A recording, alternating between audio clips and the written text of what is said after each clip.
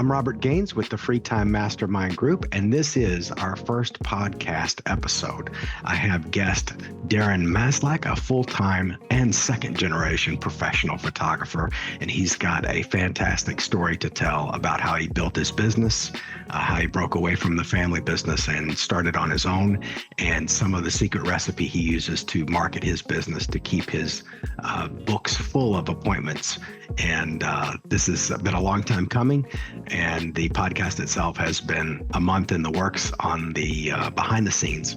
So I'm very happy to bring this to you. We had a big surprise yesterday where a sponsor partnered with us, and we didn't expect that to happen even before we shot our first video. As you know, a lot of people want to kind of see what you're doing before they dive in, and we really appreciate the risk that they're taking on us, and that's havecleanair.com. I've been working with them for over a year now, and actually have one of their air purifiers, and have owned air purifiers going as far back as I think 23 years now. So very excited to have them on board. Their gracious sponsorship has allowed us to reach out to Dave Visaya, who is a very heavy hitter in the podcast community. He's kind of the person behind the scenes for some very major podcasts, and he's going to be helping out with editing the audio and video and making it a little bit more interesting. So big shout out to Dave and Podcast Engineers for all of his help. And without further ado, here's Darren Maslach. We talked before about second generation businesses, and my family has a second generation business. And you're a second generation photographer, which is very unusual. You're the first I've ever known it was father and son. And we talked a little bit about this before, but what I'd like to know is, when you started with your father and he was teaching you the trade, was it initially where you were doing setup and tear down and you were helping with the logistics, and then he showed you the craft? Or was he showing you the craft every step of the way? So I was thinking about that after our conversation about how that mentorship took place. Well, when you start out as the helper, it's basically, carry the bags and set up the tripod and do this and plug that in and run over there. And, this is in days in film when we would, shoot with film cameras and 35 millimeters. So I was learning how to swap the film out while he was taking pictures. So we had 3 cameras on rotation. He would shoot 24 exposures, hand it off to me. I'd hand him another one, fresh camera, change it out. By the time I was done, swap it again. So we had this rhythm that we would work. And that was kind of my beginning. He taught me a little bit in the darkroom too. That was complicated for my young mind to figure that all out. Still, it's a science, and it's incredible what we can do. He had a gallery and a darkroom, and we would go in there with the red light. We'd put the chemicals in the trays and do all that stuff. And he was a photographer for 30 years. So the majority of his work was done in film. And when, I came along, my dad when I started working with him, I was I was in my early teens. So he was in his late 50s or early 50s, whatever. So he was, old school by the time I started working with him. And then we began working with digital after one of the film cameras broke at a gig, and he said, "Quick, get the digital one from my bag." He bought it just for fun, and we shot the rest of the event on the digital camera. And he said, "It's time to change." And so we swapped that out. And once I got to do that, and I could see the results, and I was the new kid, so I like the new gadgets. And so once I got that, he really kind of let me play with that a little bit, and then gave me the fundamentals about how to take pictures and how to pose people and work with people, and the business side too. He'd go to meetings, he'd bring me along to every one of them. He'd create our portfolios. He would do all those things and include me with all of it. And I'm really thankful that he did, because I got a great education from a very young age from that, because most people, through high school would not have that type of hands-on partnership. And he always called me his partner, which I appreciated very much. He didn't have to, I could have been just the kid in the back, but he called me his partner, and that was always nice. It meant a lot to me. I have very great memories when we would walk into hotels, and we had contracts with all the hotels to shoot the events there. And he always made sure I wore a suit and tie. This is, old school.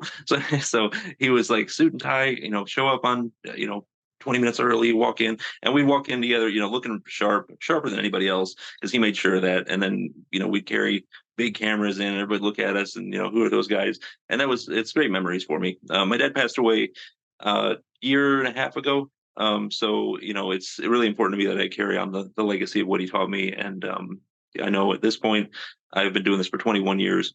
So I've earned my keep and earned my chops, but he did it for 30. And it's our directions have been different. He did a lot of landscapes. He did a lot of lighthouses. He worked with people, a lot of corporate stuff. A lot of older folks who would, in Naples, Florida, where I'm from. He did a lot of things with that, and I was the kind of young kid. And he gave me my start, and he guided me a lot when it came to everything, really, to build the business alone, but he wanted me to follow the footsteps, but also take my own path as well. So it's really nice that I had that backup. And then I grew up in a family of these camera people. My mom was a model when she was younger, and then owned a John Casablancas franchise, which is a modeling agency. Yeah, And then I remember.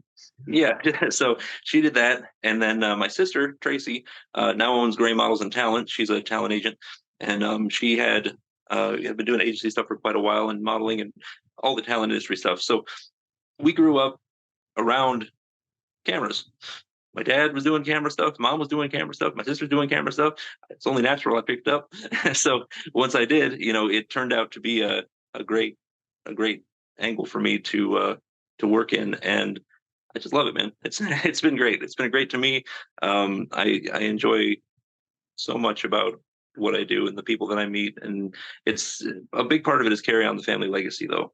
That's Sure. to be. I call myself second generation photographer, but my mom and sister weren't photographers, but they did have a foundation for me that they set out, because I wouldn't work with as much talent as I do and have nearly the number of people, amazing people, that I've gotten to photograph because of them. If I wasn't for them, I wouldn't have that. So, my dad gave me the fundamentals and the business side of the nuts and bolts of it all. And they fed me, amazing people and talent to work with. And so it all kind of worked together and So you got turned to into a see family it thing. from multiple perspectives. Now, as far as your father's mentorship, do you feel like what did you take more from him? In other words, do you feel like you took more of the business side from him, or is your style and technique of shooting more like his? Because you probably identified with one of those two more and took it on, and then you developed one of the other ones on your own. So in other words, what I'm saying is what are you most like your father, and which one are you most different as far as the way you run your business and your photography, the methodology behind it? My work is quite different than my father's. Um, I think the thing that drew me to photography was just playing with light and shadows and strange poses and just unusual things. My father was, with his people work, was very traditional. He did a lot of simple kind of portraits, in my opinion. They were, again, kind of old school. But when I have grabbed one of my books here. If I grab a model and I did something like these, that's drastically different than what my father would have done. And so the creative style, I don't think I got that from him. I think that was more influenced by my sister and her encouraging me when it came to working with models and actors and musicians, and be like, hey, that's cool, play with this, do that different, just to get the attention for these people, because a lot of it's for marketing purposes. I think my father's influence with me was probably the professional side when it came to the negotiations, to handling the business work of it all, how to go to meetings, how to talk to people, present yourself professionally, deliver on time, things like that. That kind of like, this is how you do it type of thing. That's how I feel he really influenced me, because he was he was an interesting businessman. He was very, very professional with things. He would walk into meetings and set everything out, and he'd be very professional, looking good, everything laid out, perfectly. Pictures were great. People loved him. They really loved him for that. And but he was a shrewd business guy too. He's very shrewd when he came to it. I remember one time we had a meeting at a medical facility for some headshots for doctors, and they had called a follow-up meeting to go over the work that we had done. And then after it was over, he slid them a bill across the table, and they said, "What's this?" He said, "Oh, it's the bill for my time." And they said, "You're billing us for a meeting?" He said, "Yeah, you're getting paid to be here, aren't you?" And they said, "Good point." And they paid it. I love it. I love it. Yeah, So, those doctors weren't going to do a procedure without getting paid. So yeah, it's exactly. it, Yeah, and everybody gets paid. and that's funny. I don't have this. I didn't have this on the workup sheet, but I'd like to throw this in here because this happens a lot more so in the city that you live in. But we and correct me if I'm wrong. I think we first met in 2010. Would you feel I comfortable with think that so. number? Yeah. Yeah. So I love San Antonio. I'm in Florida now. You live in San Antonio, Texas. I love San Antonio, Texas. I've lived there a couple of times. So, You but were there are driven some away once before and you came back. there's some very tough things about it though, Yeah. from a business perspective that I'm very different, I guess, than how some of the business operates. I think I understand a little bit more about the DNA of how to do business in San Antonio, and it's a very fun town, and there's a lot of Mhm. things I like about it. But I'll give you just a non-photography example.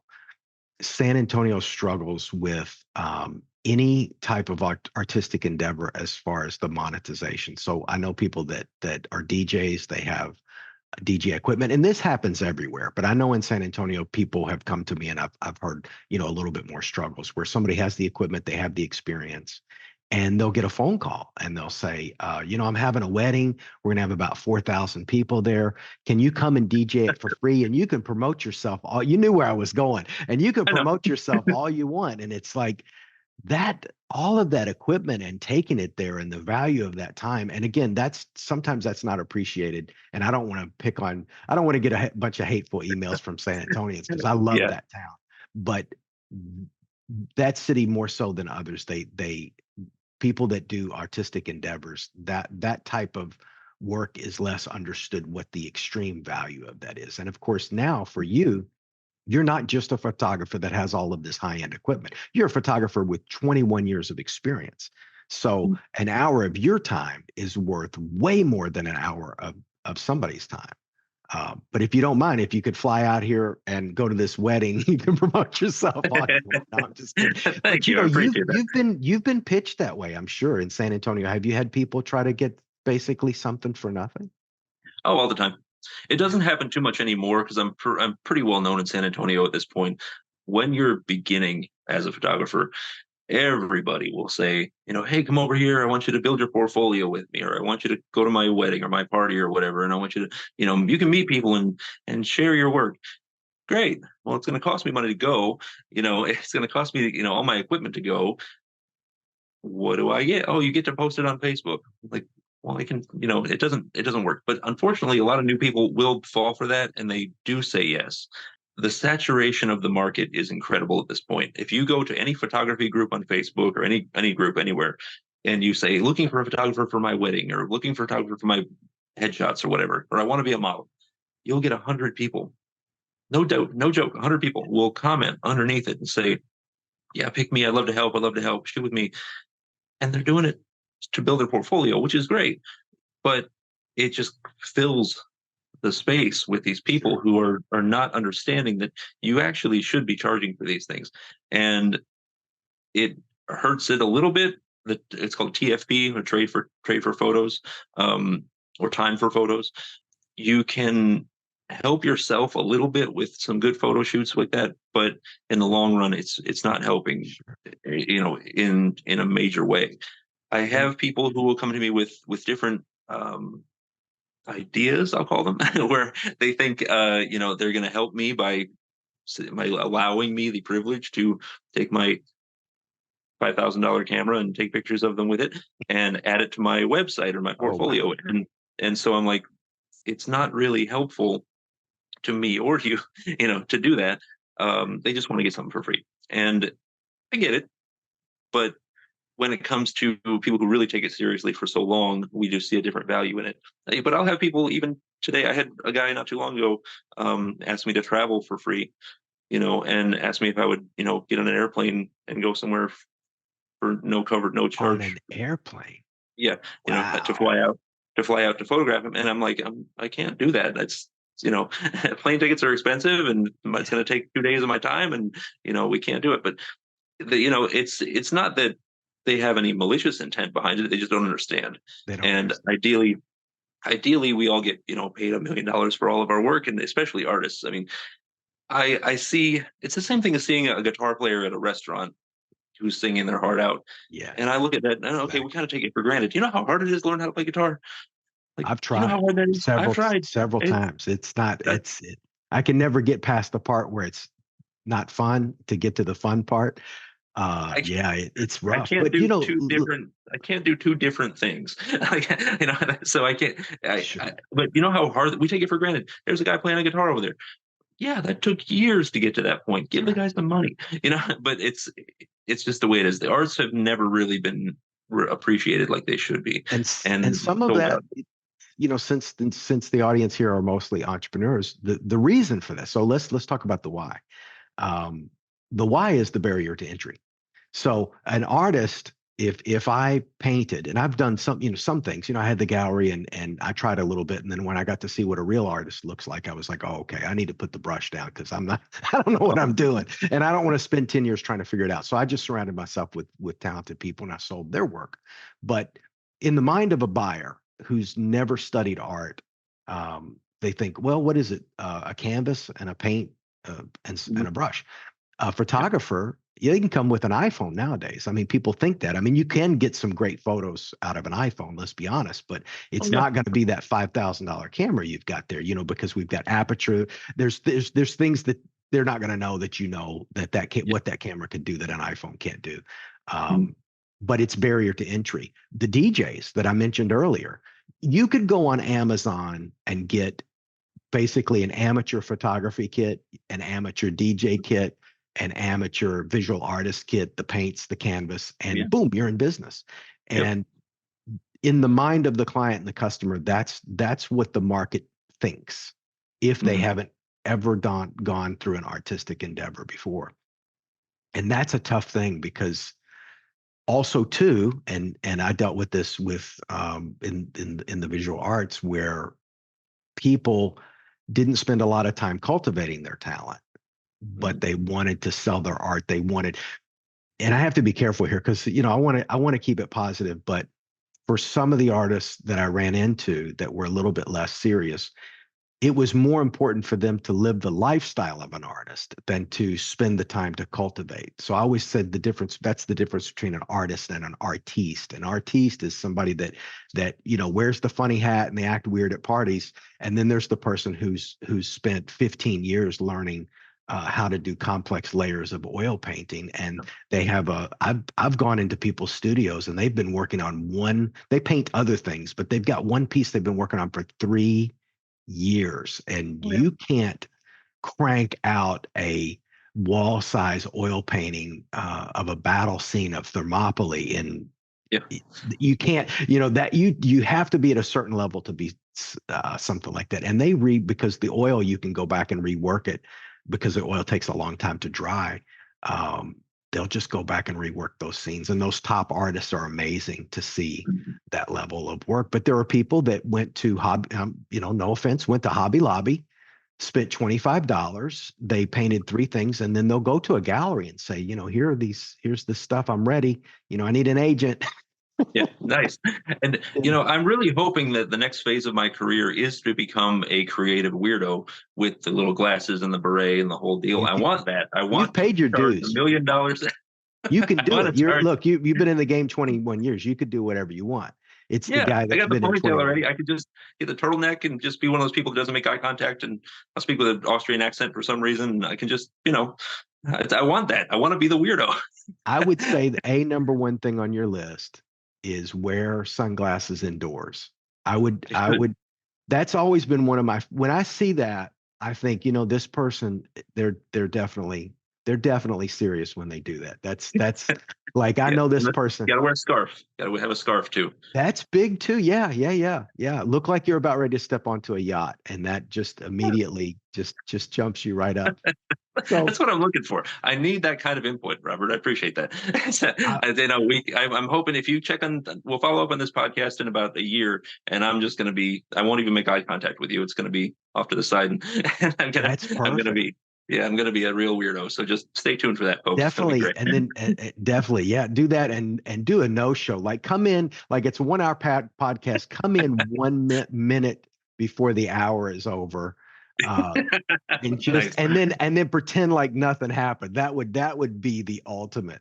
But so Exactly. going back to San Antonio, which I love, there was something that you tapped into there because that town has a vibe. It has a rhythm to it. It has, I like New Orleans. New Orleans has a kind of a similar thing going on as San Antonio. It's its own unique thing, but and they call it the Fiesta City. They have a big event called Fiesta. Mhm. And one thing that I was thinking about going over my memories of San Antonio, it takes very little encouragement to get somebody to fire up the barbecue and get a bunch of people over in Yeah. the backyard. It's the fastest, and it could just be a casual conversation, and then 10 minutes later, somebody says, "Go to the grocery," which is HEB down there, get some sausage, get some burgers. And it might be a weeknight, and boom! So these backyard barbecues, it's like pop-up barbecue everywhere, and I love that because, and hopefully they're still doing that. I haven't been down there for a Oh, yeah. while, but they Yeah. they they don't need much of a reason to have a good time, and I love that about the city. So when I had the gallery, I was up against galleries that had been open 20, 30 years. Mhm. This was in the early days of Facebook. Just like you, we were both early adopters of that technology and kind of figured it out pretty quick. I think And I got on Facebook because of you. That you had a class at your gallery, oh, and I thank attended you so your much. Facebook class. And I think Yes. you were the one who actually made my profile. I I remember that day because we had we'll save that story for another time. So we've got history, but thank you so much for mentioning that because Yeah, I'm doing the same thing now as I was doing then. I'm trying to get entrepreneurs, whatever I can do to help them. Uh, I'm into it. And hey, if some money comes my way because of it, that's great too. But did I charge for that class? no, I didn't. no, I don't think Yeah, so. I because don't think so. I just want people to win. It's that Yeah, simple. And we all have to, not that I sit worried about my legacy, but I just want to make sure that I've tried to leave the world a little bit better off than I came in. Shine a little light. It's the best we can do. And again, if we can make a little money too, hey, there's no shame in it. yeah. Hey, But I've got a lot of friends and I've made a lot of business from all that. So that's, I'll credit you for helping me get into the social media world. thank Because what's funny is when I started social media, not to get you off track, but no, go ahead. I was so afraid.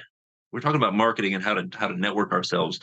I was scared. I didn't know what this stuff was, and I've heard all these stories about people getting identity stolen and everything. I didn't know. So I was, in my early 20s, and I'm like, whatever. So my Facebook was called Cameraman for a long time. I didn't put my name, didn't put my face, nothing, just my work. Oh, okay. And I did okay with it. But actually, I got a warning from Facebook that said you can't use camera manager name. We got to change it to a real name. So I had they cut off that name. So I put my real one up, and then I started to post more of myself and share more of my life and more of my dog and my family and myself and everything and my cooking mishaps and my travels and all these other things.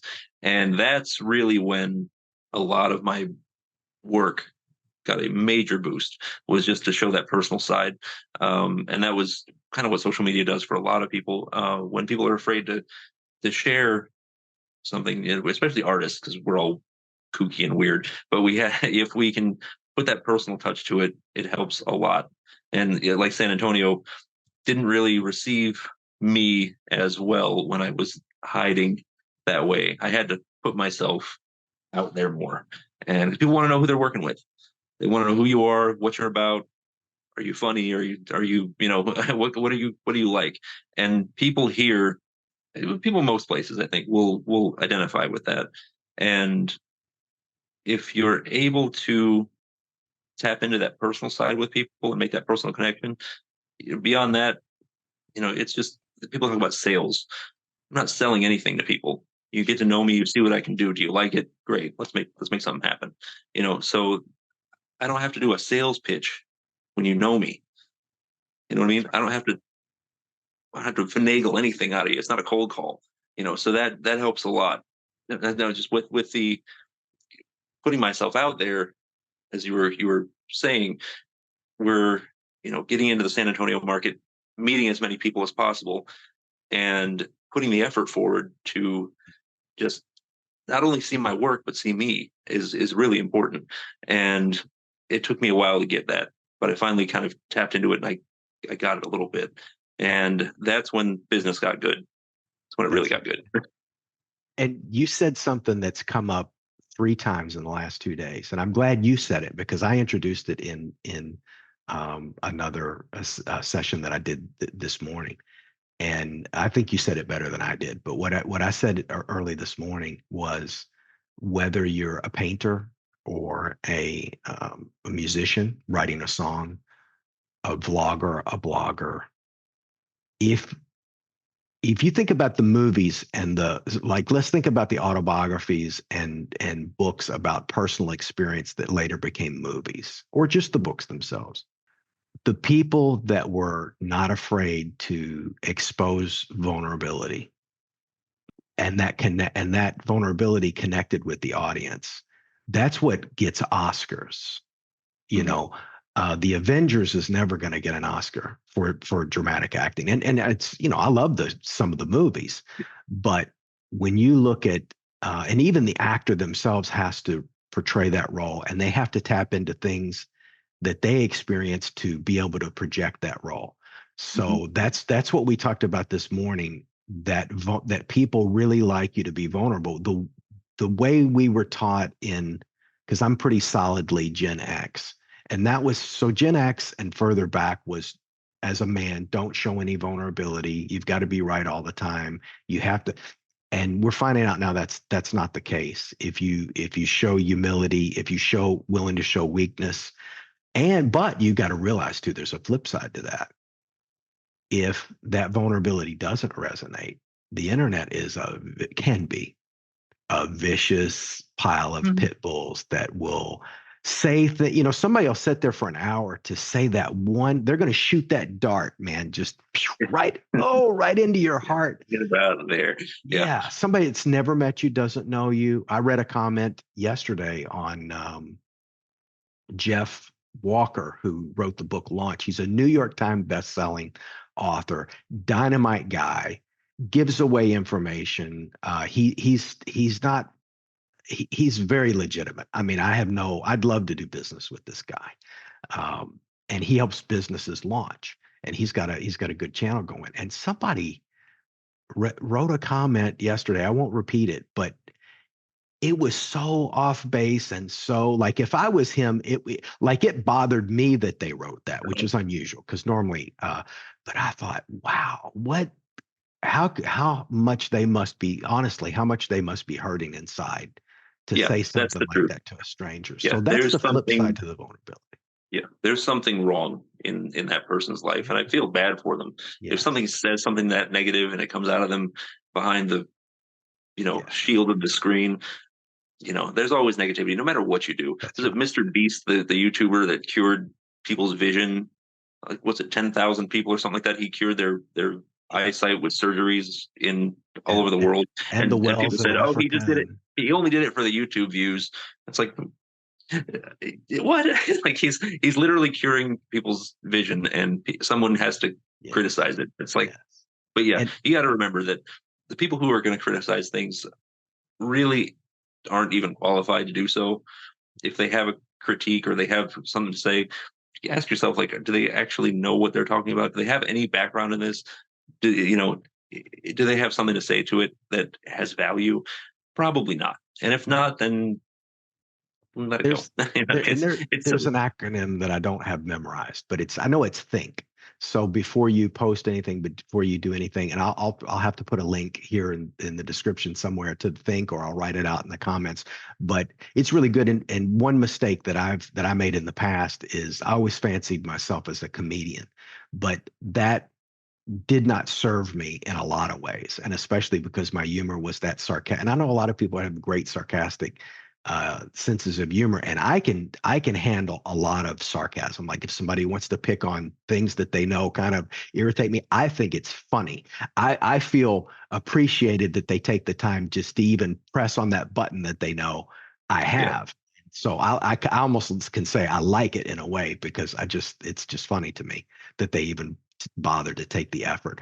But Mhm. I would do that to other people, and sometimes it wouldn't land. So at this point, I don't even do it anymore. I try to be funny, but if I'm going to be funny, I'm going to be more self-deprecating, and I try not to direct it outwards, because in the written word on Facebook or Twitter, you can't hear tone. So if I'm going to be funny, I want to make sure I'm face to face on a Zoom that's not being recorded, Yeah. and then throw that zinger in there and see if it lands. But I've really backed off from the comedy because I read a book about leadership not too long ago. Can't the name escapes me, but it was less than 6 months ago, and it said if you're using comedy to connect with people and you want to be viewed in a leadership way, you're going to have to dial that down a little bit. So I still want to be my authentic self, but I, there's a normal point, and then there's the Robin Williams level of comedy. Like he couldn't turn off, Yeah. and brilliant comedian. But would you let that guy be CEO? When he was alive? No. You Yeah. wouldn't put somebody in the throne that acts like that. Yeah. Uh, It's a big part of my job is to work with people who are going to be in front of a camera, and they are usually not comfortable. They're oh, not enjoying this. In fact, if I do a bunch of headshots for lawyers or whatever, they hire me to shoot everybody. Somebody in there is going to say, I hate doing pictures. And it happens every day. In fact, it happened today. I had three ladies to photograph, and one of them was saying, I really hate this. And the woman who referred me to these people said, I really don't want to do this. How fast can we do this? And so my job, a major part of it is, yeah, doing that, the creative stuff, but also, in fact, I'd probably say even half of my job is building rapport with people. A photo shoot is not about just taking pictures. It's about getting the most out of somebody. Now, what can I say in a short span of time to build a bond with you, to let you trust me, to do something that you hate? You've said you hated it 3 times before we even started, and you're nervous about how you look. You're nervous about your hair, your weight, your skin, your whatever. And now you're trusting a stranger to make you look good right now. And it may be a hot day and you're feeling sweaty. It might be a cold day and you feel cold. It might be windy, whatever, you know. But my job, a big part of that is to build that rapport. And that's something that I put a lot of thought into it. And I take great pride in that, because I do get a lot of feedback from people that say, you made me feel really comfortable. Or you made my daughter feel really comfortable. My family felt great with you. And I do that kind of by being silly, and I do it by being a little self-deprecating. You never pick on people in that kind of situation. Don't right. pick on that. If I'm going Yeah. to pick on somebody, I'll pick on myself, and I'll make them laugh at me, and I'm fine with that as long as that makes them comfortable. Um, I'll talk about hypothetical things that are funny that don't apply to anybody. That's a big help. But when you have to build a rapport with someone, even little kids, little kids might be nervous about some strange guy with a ponytail and a beard standing in front of them with a camera, but it's like, if you're just silly, just be a little silly. It's okay. I had one session not too long ago. The girl was on the autism spectrum. She Okay. was pretty seriously autistic, and she had a speech delay.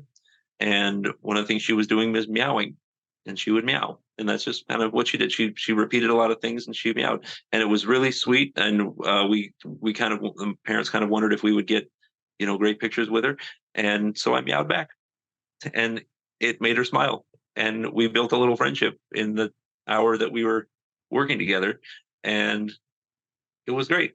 But it's like you have to kind of read people and see what do they need. Well, this person needs me to do that. If I work with a kid that's really rambunctious and they don't want to slow down, well, that means I got to speed up. So I gotta plan it where I want them to go and how I want them to do stuff and make it a game. Well, If I'm Darren, working with people who really don't want to be there, it's hard. Guys, like men, that don't want to be at a photo shoot are the most difficult ones to work with, because they just don't want to be there and they think it's stupid, or they feel weird about it. I don't know, but I really wish they would really understand what we're really doing is capturing them forever. And you don't want to be, hey, grandpa passed away, we never got any good pictures of grandpa, which happens a lot, by the way. yes. So I really think that people need to work on that a little bit, their self-confidence, to get their true self out there. And my job is less about the settings of a camera and playing with the light, is to kind of manipulate a person, but mold a person into showing me their best self in a short amount of time. And I usually do that through humor and self-deprecating humor. So that works. It works for me anyway, and highly recommend it if you get a chance. Well, you don't just do it with individual people. You did something very special in San Antonio where you tapped into the psyche of the entire city. So tell us about how you came up with that brilliant event idea. I'll let you tell us all about it, but tell me about how you came, where did that idea come from? Because that was very different than you going back to your father. It's very different from your father's work. Um, Very. and people just went crazy over it. So I'll let you take the floor. Tell me how you thought of it, what it's about, and of course we're going to have in the sizzle reel and the teaser. We'll have some photos so that people can see, and then of course at the end we're going to give everybody your socials so that they can check out your work. But tell us about it. Yeah. So basically, what happened was I lived in San Antonio, Texas for 4 years, and then I moved back to Florida, to Naples, Florida. And when I moved back after being gone for 4 years, I didn't know anybody anymore. They were gone. All the contacts my dad and I had made together, by this time he had retired, and all of our people were nowhere to be found. And so I was calling the hotels we used to work at, I was calling the businesses we used to work at, and they had new staff and new everything. There's nothing. So, but I had people here in San Antonio. So I'd put on Facebook or social media and say, hey, I want to do a photo shoot. And people here were answering. And I'm 1,400 miles away. So I said, okay, well, how about I come back to San Antonio and I'll do a few days of photo shoots. And I booked a bunch of people. But a lot of people wanted to see me, my friends and, people who I hadn't seen in quite a while. So I said, well, why don't I do a little party? Just have everybody come see me instead of trying to have lunch with everybody. So I planned it out, and we had a cool location. We got some food, some music, just a fun night, red carpet event type of thing. And about 50 people showed up, and that That's was that's really good, by the way, yeah, for a first that event. was That's outstanding. Yeah. it worked out great. And so I was like, wow, this is great. I mean, Now, did they so, pay? Was that ticket? Did they pay for the ticket? What was what was the that financials on that? that one was free, I believe. That one is free. And so we had I had a couple sponsors that were there, but that was a Oh, good. free deal. And so I said, wow, that was great. All these calls are coming in. My Facebook's going nuts. I'm booking shoots and stuff. And I had to go home. And I went back to Florida, and I had nothing. So So you did that first one before you and I ever met? I had no, that one was after we met. That was after. about Okay. yeah. So So you had, I don't know, you were in the Foreign Legion or something by that point. I don't know what you were doing, but pretty you had, close. It felt like it. So I was out of San Antonio by 2012 is actually when I left. So I was living there part time in 2011 and 2012. So I was working on the road using San Antonio as a home base. And okay. then after 2012, that was the last time I ever lived there full time. Now I've been back there during periods of time. So give us the name of the event and tell us how it grew, because I've got a couple of other questions I want to get to before I'm looking at the clock and it's staring back at me. It's like, Okay. Okay. sorry, So, go ahead. well, so what I decided to do was I said, everyone, I'm going to come back in 6 months. We're going to do it again. We're going to do it big. And they said, great. And they'll invite their friends. I said, it's going to be a masquerade party. We're going to do it and say, get a great big venue, great food, music, live music, and all that stuff. It's going to be great. So I got some sponsors together. I charged some ticket prices that helped to pay for everything. And then I was over at the quarry over at that for the venue. And then 200 people showed up. And the And quarry, for the people that don't know, the quarry is a really nice area that was built, I think, about developed into the early 2000s. People said it was never going to work. They took an old, I think it was like a factory, and they yeah, converted it to this really ultra hip. Hopefully it's still as hip as it was back yeah, then. And so it was a great, so in other words, you were in a really great spot. So sorry, I was yeah. just painting the picture for everybody. You go ahead. Yeah, it's cool. So uh, I had held this party and 200 people showed up. That's Now my incredible. sponsors were super happy because it was great. We had live music, we had Yeah. good food, and everyone that was there, it all flows back to me because I have, it's my party, and I took photos of everybody, I posed with everybody, got my name out there, I put books on all the, you know, with all my work in there, I love put it. those on all the tables and stuff, and it was awesome. And at that point, I went back to I went back to Florida, and I was like, "Okay, I got to move to Texas, guys. I got nothing happening in Florida. I gotta go. I'm feeling like a celebrity over there." So moved back to Texas and had several more parties since then. It's been, I think I had six total, and I put different locations and different things, but Yeah. And it's been one of the best marketing tools I've ever San imagined. Antonio Um, loves a good oh party. yeah. I mean, they really, I mean, everywhere, maybe every town's true, but San Antonio, like I said, they don't need much encouragement. They'll show up. And just like the gallery, I had people, yourself included, that were so gracious to come in, and I just put an invite. I didn't have to check with people, are you coming? Are you coming? They were ready. If they were available, um, and they thought that was interesting. So I was very grateful to the turnouts for the gallery were incredible. So you got a lot of attention from those events because, again, it spoke to the psyche and the vibe of San Antonio. But you also had some negative attention from something you posted. Can you give us the skinny on that, and explain to people why it was so offensive to that audience? Because if they're not photographers, they may not completely get the implication there. Well, it's a big part of the way that I work is I try to offer things that most people don't. And in my world, there's a lot of people who charge a lot and give a little. I wanted to charge reasonable and give a lot. So with part of my packages and things I give people is I give them all the photos. Most photographers never give you all the photos. This is a And like a and big why is no-no. They that? don't What's the point of that? Sorry to interrupt. control, and they can sell you individual pictures. That's a big part of it. A lot of people will shoot in raw format, and they're very, very large photos, which they resize to smaller. It's a difficult thing to send to people as well. But a lot of it's about control, and they don't want any imperfections to be seen by anybody. We don't want any blinks or anything like that. What I do is, if I take 300 photos of you, I'm not going to give you 10. I'm going to give you all of them and let you pick your favorites for editing. Seems like a simple way to do it to me. So when I saw a post by a company called Adorama on their social media.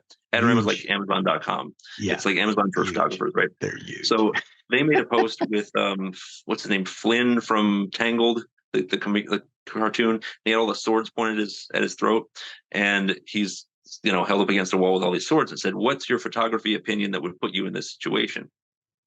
And I said, I give people all their pictures. Now, of course, that resulted in tons of comments underneath my post.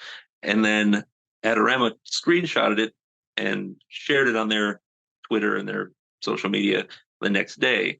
And I was actually at shoots that day. I didn't know they had done it. So after my shoot was over, I looked at my phone and it was blowing up with all this stuff. And I'm like, what The is going battery on? was hot, right? Yeah. There was so many notifications. It was hot to the foot. Your phone was hot to the touch. Yeah, I was like, what's going on? So I opened it up and notification, tons of them.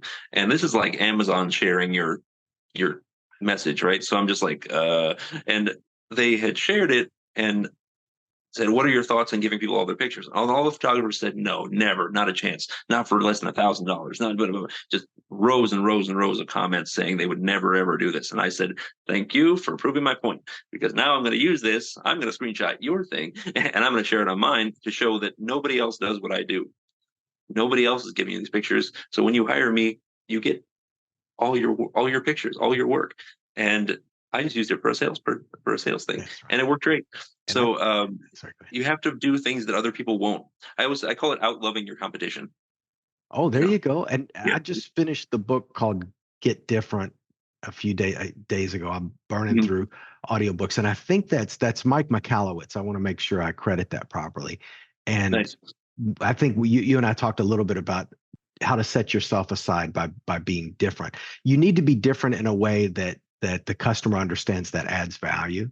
And plus, too, I know that reverse negative campaign worked for you and your audience because you've always had good humor on your page. You post really funny stuff. People should follow you just I for hope the so. funny stuff alone. I want people to obviously do business with you, and your work is fantastic, and that the photos speak for themselves. But The just memes are good too. And the comedy is really, stay, do the photography, stay for the comedy. It's I definitely like worth it. it. The people that, so, we talked about before, there were a lot of people that want to be photographers. And I know that, like a lot of people in your position where you've been doing this a long time, you're probably, I'm assuming, not spending a lot on advertising, but what are you doing that's driving the growth and the converts? So in other words, a prospect is, somebody that comes in that's not sure if they want to do business, and then you have to convert those people. So how are you getting new prospects, new clients? What specific strategies? And also, well, first of all, let me ask you this. What's your photographic niche? When you do, most people are coming to you for what particular type of what particular type of photographic service? I think you said it was almost dramatic portraiture. What did I Yeah, I call it creative portraiture. creative portraiture? So with social media the way it is and with advertising the way it is, people are looking for something usually a little bit different. And I will show my portfolio of work to people and hopefully they like it, but it's a diverse portfolio. So I can usually cater it and twist it and fix it for what they need. Uh, but when someone reaches out to me and says, "Hey, Darren, I need photos for my acting profile. I want headshots." Okay, there's a standard I have to meet with that. If there's real estate headshots or lawyer headshots, same another standard for those. If someone says, "Hey, I'm having a wedding and I want this style or that style," can I meet it? Can I not? If it's outside of what I would normally be able to do, then I've even said like that's not really my style. You'd probably be happier in the end with someone who focuses on that.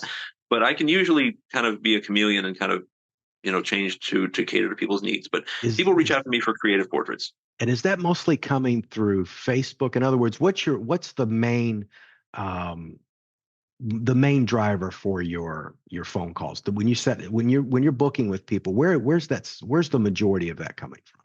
Realistically, the majority of my work comes from referrals, word of mouth, and I do a lot of social media on Facebook, Instagram. Those are my two.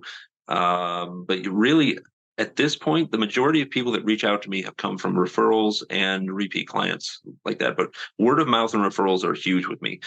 I gave out 1,500 business cards last year.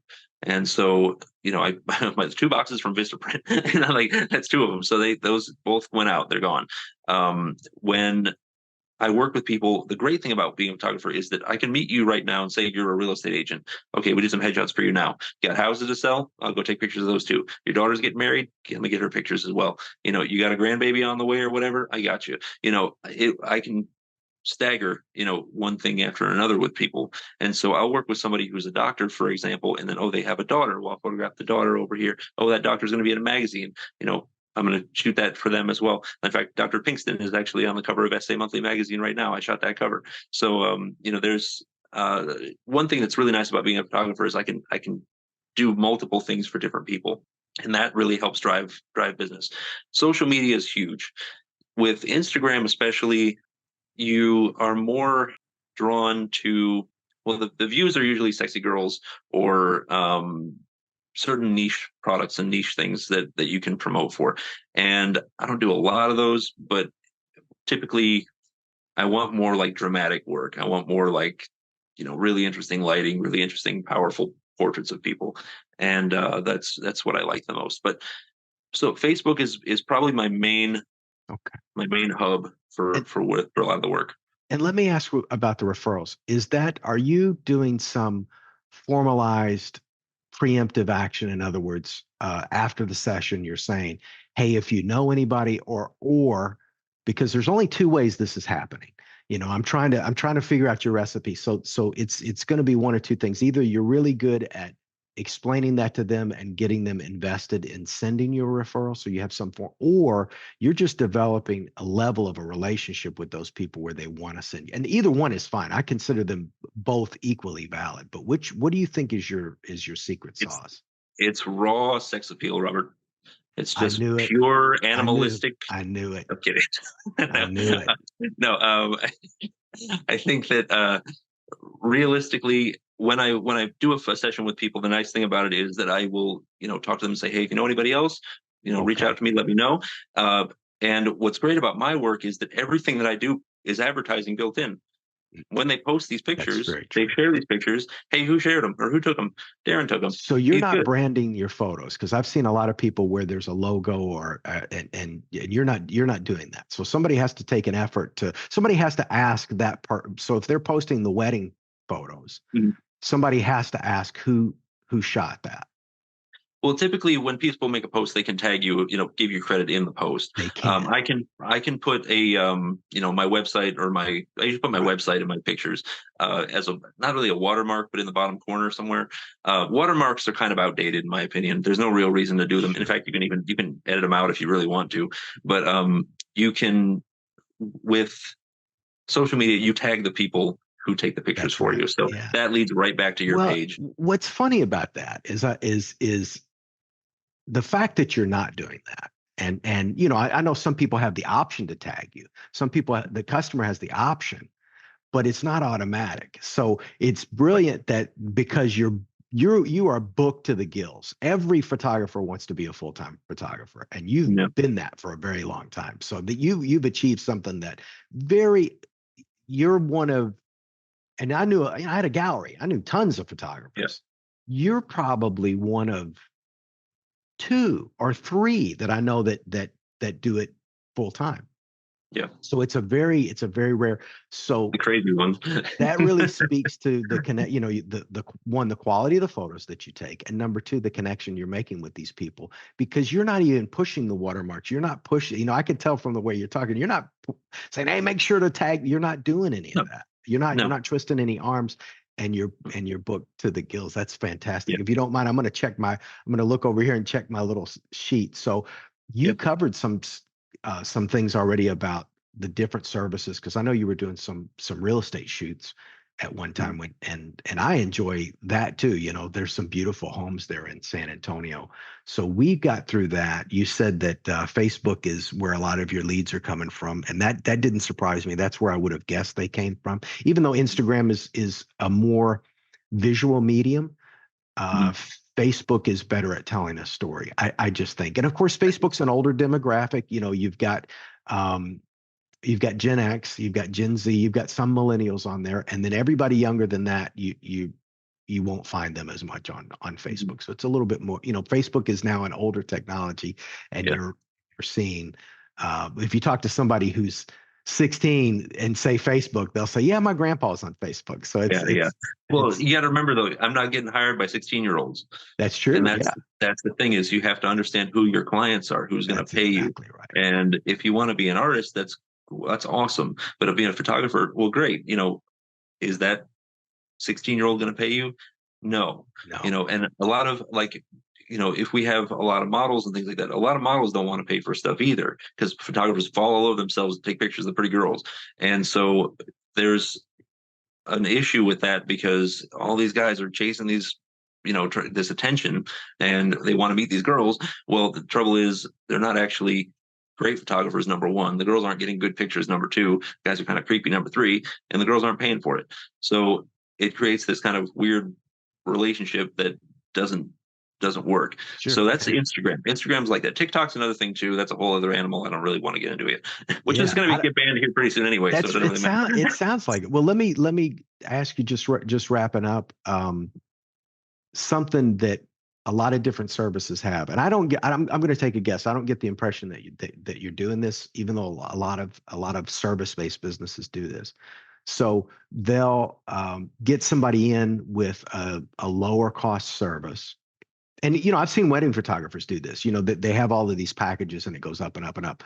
It sounds like to me, and correct me if I'm wrong, that you're pricing these gigs kind of, you're setting the price, and you might have some additional services, but it sounds like to me you're doing all inclusive and they're going to get everything, and you're not bringing them in with a low price and then you have 7 different tiers of different things. You're gonna we call that a value ladder. We're going to work them up, and that's fine, because that's sometimes very effective to move somebody, because if they really like you, that's okay. People want to spend more money with you. So Mhm. some people think the value ladder is you can use it in a bad way, but I get the impression, are you pretty much all inclusive and here's the price, and you're not, or do you have some add-on services that you do? Really, I'm pretty all inclusive. Okay. I don't want to do a bait and switch type of situation. I want to show Yes. people what I do. I ask that the session is the session fee, so they pay for that. I give them all the photos. 10 edits are included generally, and they have the rights to use them however they really want. So I'm very, very flexible on a lot of these things. When it comes to add-ons, things like that, I keep it very reasonable. And like, look, if I have to travel, if I have to pay Oh, for okay. Yeah. parking, if I have to do things like that, I could cover that stuff. But really, I'm pretty flat when it comes to that thing. Sure. Okay. Um, Sorry. when it comes to weddings and things like that, the price goes up because there's more time, more work, more weddings are stressful, More and emotional involvement, way more. Now, yeah. let me interrupt, apologize. Let me ask you this real quick.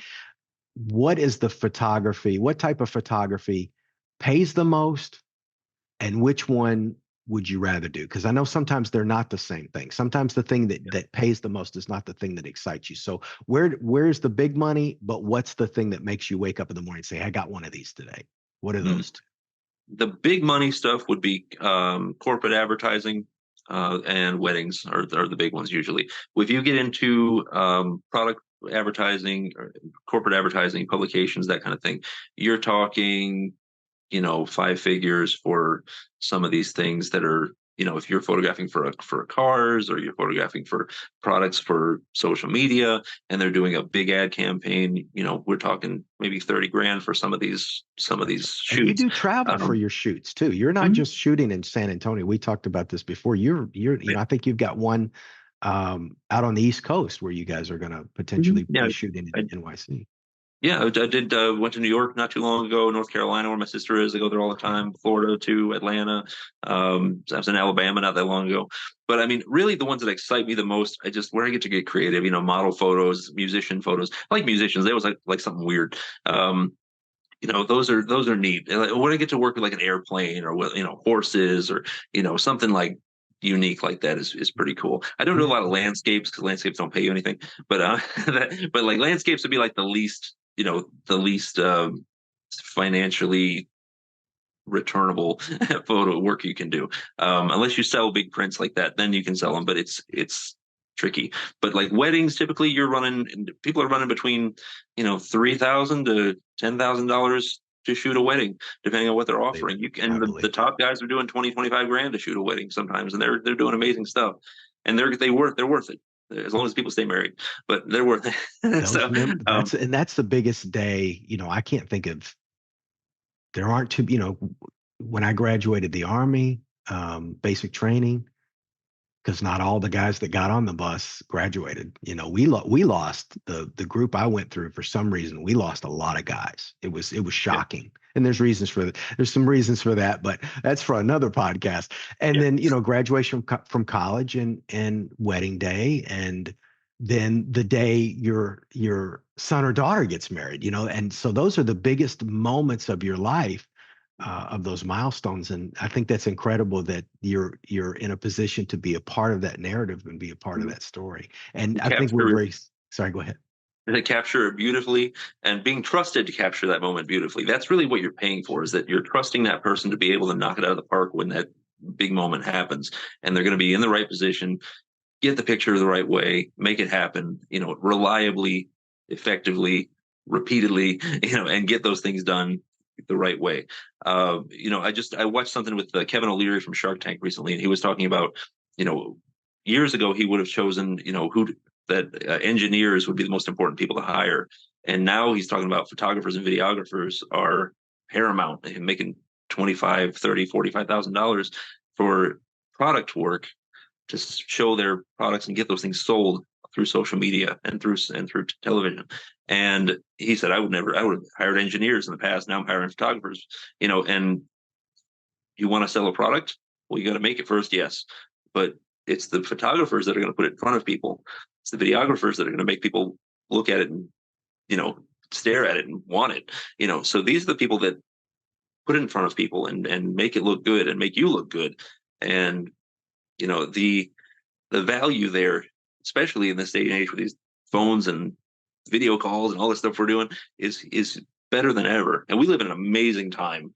We really do. And even our phones, like the camera I started on is less powerful than the phone I'm talking to you on now.